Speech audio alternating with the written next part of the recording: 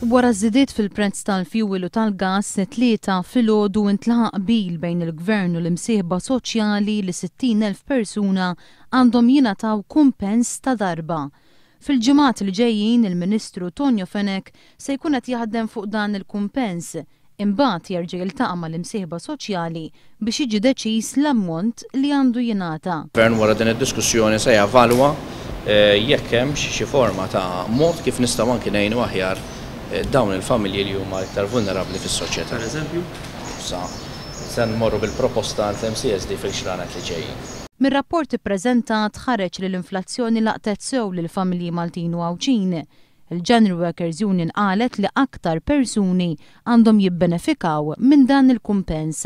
Il-kumpens ikun għal faxxa ikbar tan-nies, speċjalment għal nies li qegħdin fil-medium wage. Tajjeb li kieku nistgħu nagħtu lil kulħadd, però mid-drapp li hawn qegħdin nusaw il-parti l-iktar importanti u nagħtu lil min fil-verità għandu bżonn. Dan il-kumpens ta' darba se jammonta għal 2 miljun euro. Ministru jagħmilha ċara di mhix straordinarja, xejn kumpens darba u mhux xi ħaġa li tista' tirrepeti ruħha hekk. Hija darba u mbagħad is-sena d-dieħla wieħed jara. Il-Gvern għadu mhux qed jidher li qed jgħid jissemma 10 miljuni.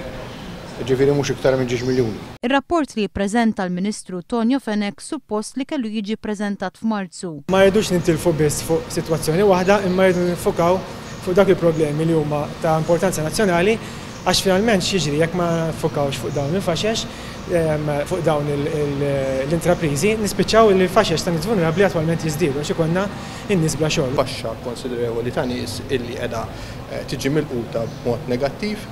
U għal daqstant saret diskussjoni biex wieħed jisjara kif jista' jaġevola jew jindirizza dawn l-affarijiet. Oħrajn qalu li l-Gvern għandu jara li l-loti ta' dan il-kumpens ma jħallix reperkussjonijiet fuq il-kompetittività ta' pajjiżna. Il-forma ta' kumpens li jista' jingħata għal dawn iż-żidiet f'ċirkostanzi partikolari jridu niżguraw li ma jaffettwux il-kompetittività tagħna. Il-Gvern irid jiġi bil-proposta tiegħu, però ovvjament issa rridu nistennew, però kien meeting tajjeb u kordjali. L-MCSD għandu jiltaqa' 15 oħra biex jiddiskuti l-ammont preċiż li għandu jingħata.